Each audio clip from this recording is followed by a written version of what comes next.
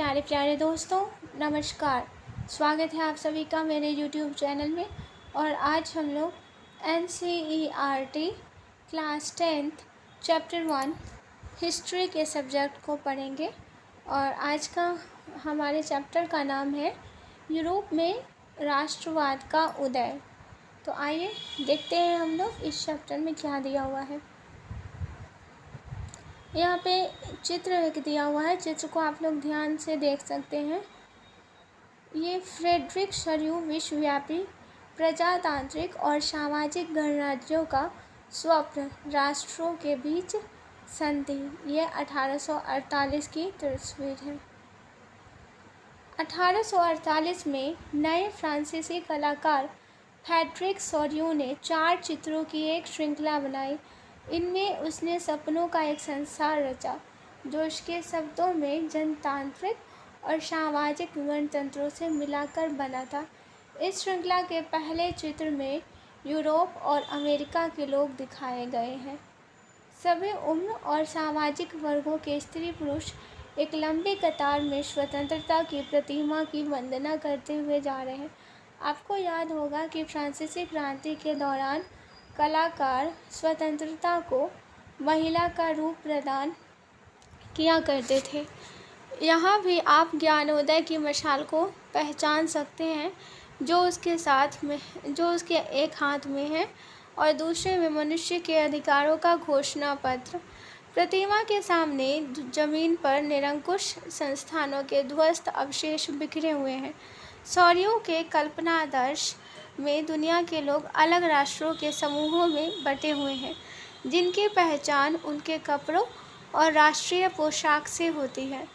स्वतंत्रता की मूर्ति से कहीं आगे इस जुलूस का नेतृत्व कर रहे हैं संयुक्त राज्य अमेरिका और स्विट्जरलैंड, जो तब एक राष्ट्र राज्य बन चुके थे। फ्रांस, जो क्रांतिकारी तिरंगे से पहचाना जा सकता है, प्रतिमा के पास अभी अभी पहुंचा है। इस चित्र को ध्यान से देख सकते हैं आप लोग। फ्रेडरिक शर्यू ने बनाया था इसे। नए शब्द निरंकुशवाद, एब्सोल्यूटिज्म, इसका क्या अर्थ होता है? ऐसी सरकार या शासन व्यवस्था जिसके सत्ता पर किसी प्रकार का कोई अंकुश नहीं होता।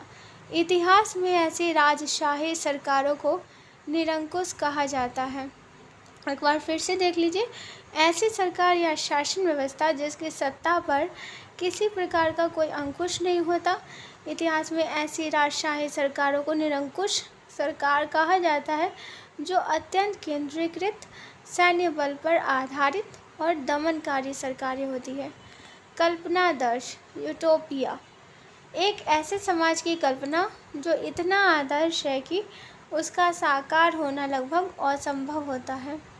एक ऐसे समाज की कल्पना जो इतना आदर्श है कि उसका साकार होना लगभग असंभव होता है, उसे भी कल्पनादर्श कहते हैं। गतिविधि, आपकी राय में चित्र एक किस प्रकार एक कल्पनादर्शी दृष्टि को प्रतिबिंबित करता है? देखिए, यहाँ पे सब एक साथ रह रहे हैं, सभी धर्मों के लोग, और सभी आकाश में उड़ रहे हैं।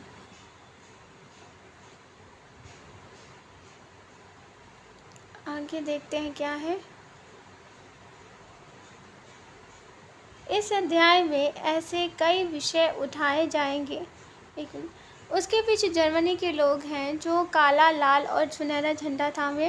ये दिलचस्प है कि जिस समय शर्यू ने इस छवि निर्मित की, जर्मन लोग तब तक एक संयुक्त राष्ट्र का हिस्सा नहीं थे। जो झंडा में थामे हुए हैं वो 1848 की उदारवादी उम्मीदवारों की अभिव्यक्ति है, जिनमें अनेक जर्मन भाषी रियासतों को एक प्रजातांत्रिक संविधान के अंतर्गत एक राष्ट्र राज्य में गठित करने की चाह थी। जर्मन लोगों के बाद ऑस्ट्रिया 2 सिलसिलों की राजशाही, Lombardy, Poland, England, Ireland, Hungary और रूस के लोग हैं। ऊपर स्वर्ग से ईसा मसीह, संत और फरिश्ते इस दृश्य पर अपनी नज़रें जमाए हुए हैं। चित्रकार ने इनका इस्तेमाल दुनिया के राष्ट्रों के बीच भाईचारे के प्रतीक के रूप में किया है। इस अध्याय में ऐसे कई विषय उठाए जाएंगे जिनकी काल्पनिक अभिव्यक्ति सौरियों ने चित्र 1 में की थी। 19वीं सदी के दौरान राष्ट्रवाद एक ऐसी ताकत बनकर उभरा जिसने यूरोप के राजनीतिक और मानसिक जगत में भारी परिवर्तन ला दिए। इन परिवर्तनों से अंततः यूरोप के बहुत राष्ट्रीय वंशीय साम्राज्य के स्थान पर राष्ट्र राज्य का उदय हुआ। यूरोप में लंबे समय से एक ऐसे आधुनिक राज्य की गतिविधि और विचार विकसित हुआ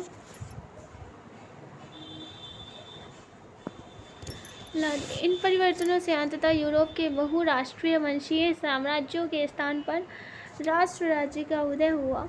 यूरोप में लंबे समय से एक ऐसे आधुनिक राज्य की गतिविधियां और विचार विकसित हो रहे थे जिसमें स्पष्ट रूप से परिभाषित क्षेत्रों पर प्रभुसत्ता एक केंद्रीय शक्ति की थी।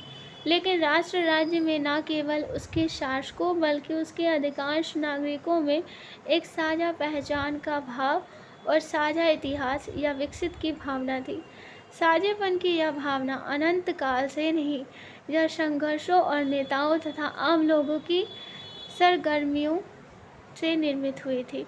यह अध्याय उन विविध प्रक्रियाओं पर प्रकाश डालेगा जिनके तहत 19वीं सदी के यूरोप में राष्ट्र राज्य और राष्ट्रवाद अस्तित्व में आए।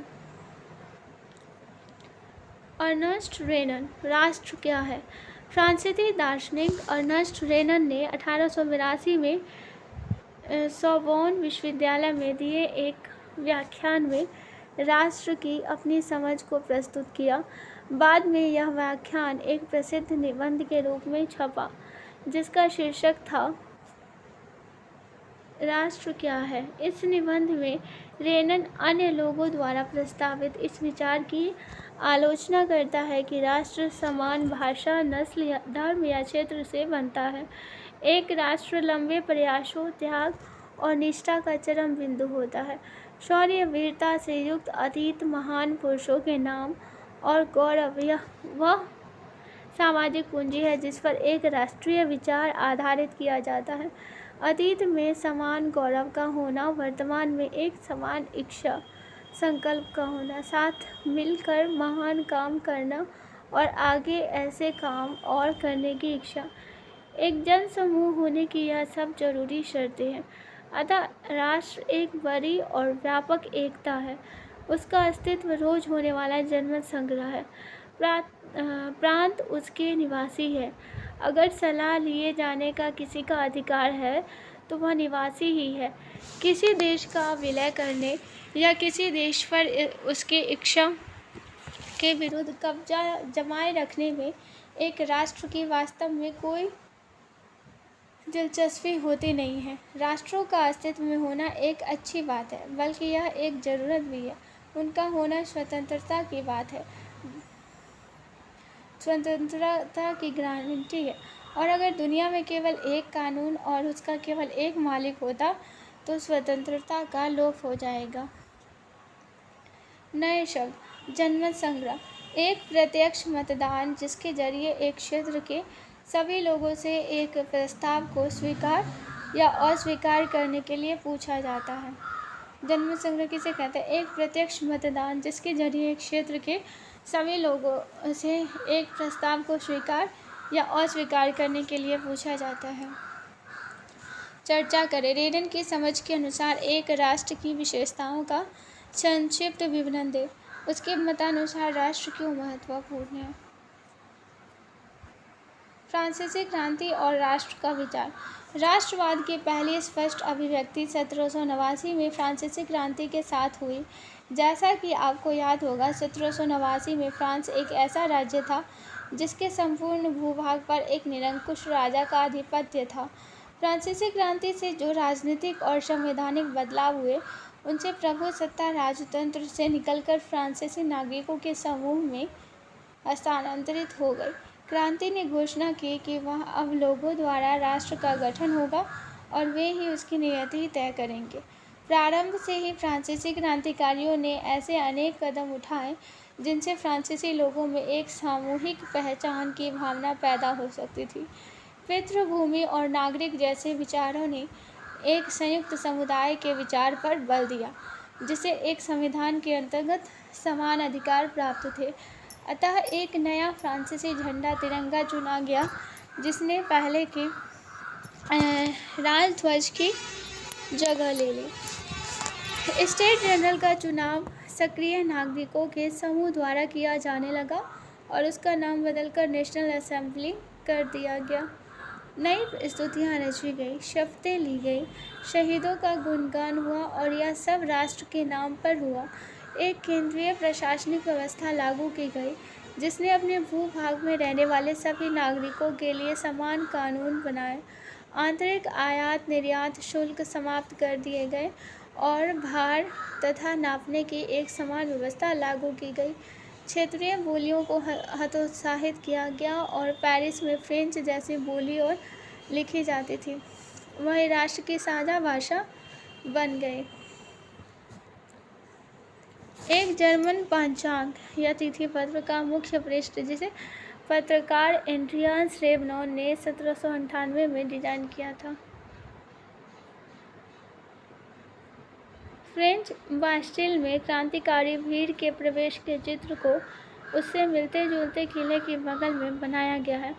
यह किला जर्मन प्रांत कैसले में निरंकुश शासन के गढ़ के रूप में चित्रित है। इस चित्र के साथ एक नारा दिया गया, लोगों को अपनी आज़ादी मुट्ठी में कर लेनी चाहिए। रेवमान एक पत्रकार था जो मेंज नामक शहर में रहता था। वह जर्मन जोकोविन गुट का सदस्य था। नेपोलियन के नियंत्रण में जो विशाल क्षेत्र आया, वहाँ उसने ऐसे अनेक सुधारों की शुरुआत की जिन्हें फ्रांस में पहले ही आरंभ किया जा चुका था। फ्रांस में राजतंत्र वापस लाकर नेपोलियन ने निस्संदेह वहाँ प्रजातंत्र को नष्ट किया।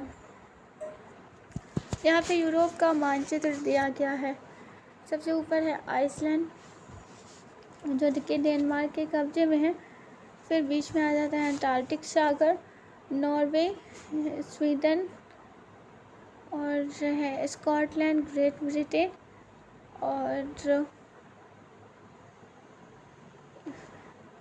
Scotland, Great Britain, Wales, England, Ireland, Denmark, Hanover, Great Britain, Prussia, ये प्रशा है। प्रशा को आजकल क्या कहते हैं आपको देखना होगा। फिर Denmark, Hanover, Great Britain, Prussia Netherland है। बावूरिया है ऑस्ट्रेलियाई साम्राज्य, ऑस्ट्रिया।